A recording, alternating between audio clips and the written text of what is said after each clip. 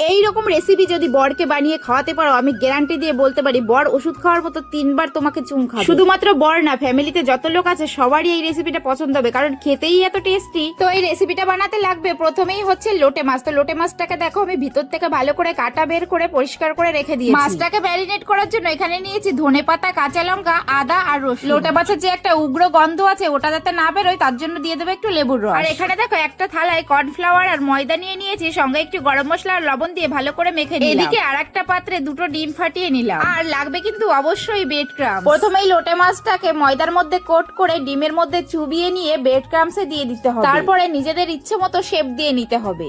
আমার শেপ তো দেখো ঠিক আমার মতোই হয়েছে। তো দেখো চপগুলো সব রেডি হয়ে গেছে। হাই টু মিডিয়াম ফ্লেমে গ্যাসটা রেখে একে একে চপগুলো দিয়ে দেবো তেলের মধ্যে, যতক্ষণ না সুন্দর গন্ধ বেরোচ্ছে আর লাল লাল কড়া করে ভাজা না হচ্ছে। আমার তো লোটে মাছের ফ্রাই রেডি। তো তোমরা যদি বরের ভালোবাসা পেতে চাও তোমরাও একবার ট্রাই করতে পারো।